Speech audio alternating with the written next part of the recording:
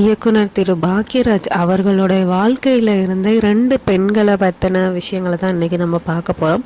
அதில் முதல் பெண் யாருன்னா பிரவீணா பாக்யராஜ் அவர்கள் ஒரு நடிகையாக இருந்திருக்காங்க. தமிழ், தெலுங்கு, மலையாளம், கன்னடம் போன்ற எல்லா மொழிகளிலையும் இவங்க வந்து நடிச்சிருக்காங்க.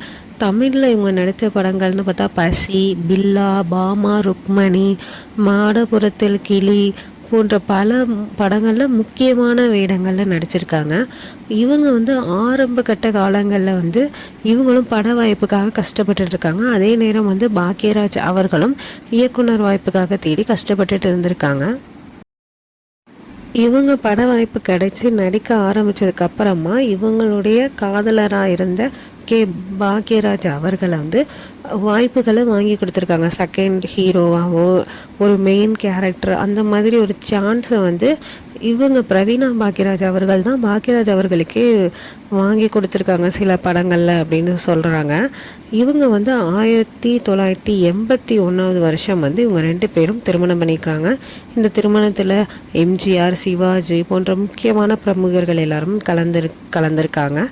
2 வருடங்களுக்கு பிறகு 83வது வருடம் இவங்க பிரவீணா அவர்களுக்கு வந்து உடல்நிலை குறைவார், அதாவது ஜாண்டிஸ், மஞ்சக்காமாலை நோயால் பாதிக்கப்பட்டு இறந்து போகிறாங்க.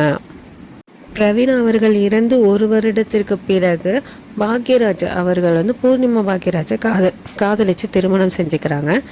இவங்க என்னதான் 2வது கல்யாணம் பண்ணிக்கிட்டாலும் கூட தன்னுடைய முதல் மனைவி கல்யாணம் ஆகும்போது அவங்களுக்கு வந்து பி அப்படிங்கிற அவங்க பேருடைய லெட்டரில் ஒரு மோதிரத்தை கிஃப்ட் பண்ணியிருக்காங்க. அந்த மோதிரத்தை வந்து கடைசி வரைக்கும் பாக்யராஜ் அவர்கள் அவங்க கையில் அணிஞ்சிருந்தாங்க. சென்டிமெண்டலாக அவங்க முதல் மனைவியோட ஞாபகமாக அதை அணிந்திருந்தாங்க அப்படின்னு சொல்கிறாங்க. பாக்யராஜ் அவர்கள் வாழ்க்கையில் இருந்த 2வது மிக முக்கியமான பெண்மணி அப்படின்னா பூர்ணிமா பாக்யராஜ் அவர்கள். அவங்களுடைய மகளான சரண்யா பாக்யராஜ் அவர்களுடைய வாழ்க்கை வந்து ரொம்பவே ரகசியமானதாக இருக்குது. அது வந்து வெளியில் பப்ளிக்காக யாருக்கும் தெரியல.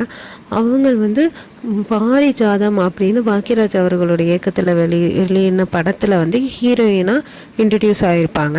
அந்த படத்தில் வந்து பிருத்திவிராஜ் தான் வந்து ஹீரோவாக நடிச்சிருப்பாங்க. அந்த படம் ஒரு நல்ல ஹிட்டான படம், நிறைய பாடல். இந்த படத்தை தொடர்ந்து மலையாளத்தில் வந்து ஃபோட்டோகிராஃபி அப்படின்னு ஒரு படமும் நடிச்சிருந்தாங்க. அந்த படமும் நல்லா ஹிட்டான படமாக தான் இருந்திருக்கு.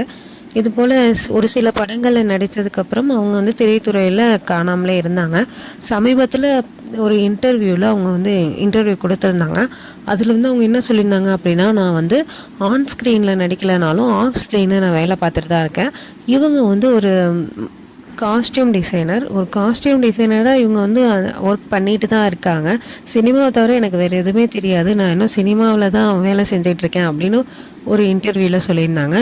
அது மட்டும் இல்லாமல் இவங்க வந்து 3 முறை தற்கொலை செய்து கொண்டதாகவும் சொல்லப்படுது. இவங்களுக்கு ஏற்பட்ட காதல் தோல்வினால் 3 முறை தற்கொலைக்கு முயற்சி செஞ்சதாகவும் சொல்லப்படுது. அதன் பிறகு இவங்க யாரையுமே திருமணம் செஞ்சுக்காமல் தனியாக இருக்கிறதாகவும் சொன்னாங்க. சமீபத்தில் வெளியான ஒரு இன்டர்வியூவில் இவங்க என்ன சொல்லியிருந்தாங்கன்னா, எனக்கு வந்து ஒரு மகன் இருக்காங்க, அவங்கள வளர்க்குறதுக்கே எனக்கு ரொம்ப பெரும்பாடாக இருக்குது. ஒரு தாயாகவும் இருந்துட்டு ஒரு வேலைக்கும் போய்கிட்டு தாயாகவும் இருக்கிறது வந்து ரொம்பவே கடினமான ஒரு விஷயமாக இருக்குது. எப்படி தான் எங்கள் அம்மாலாம் அப்படி எங்களெல்லாம் வளர்த்தாங்களோ அப்படிங்கிற மாதிரி ஒரு ஏக்கமாக இருக்குது. இப்போ தான் எங்களுக்கு வந்து புரியுது, அந்த ஒரு தாய்மையோட ஒரு உணர்வு வந்து இப்போ தான் எனக்கு புரியுது அப்படிங்கிற மாதிரி ஒரு இன்டர்வியூவில் வந்து சொல்லியிருந்தாங்க. ஸோ அதுக்கு பிறகு தான் வந்து திரைத்துறையினரில் என்ன சொன்னாங்கன்னா, இவங்க வந்து ஒரு குழந்தையை தத்தெடுத்து வளர்க்குறாங்க அப்படின்னு திரை வட்டாரங்கள் எல்லாரும் சொல்லிக்கிறாங்க. ஆனால் இது வரைக்கும் இவங்களுடைய பர்சனல் லைஃப்பை பற்றி நான் வேறு எந்த ஒரு டீட்டெயில்ஸும் வந்து வெளியில் தெரியலை. உங்களுக்கு இந்த வீடியோ பிடிச்சிருந்தா லைக் பண்ணுங்கள், ஷேர் பண்ணுங்கள், கமெண்ட் பண்ணுங்கள், மறக்காமல் சப்ஸ்கிரைப் பண்ணுங்கள். தேங்க்யூ.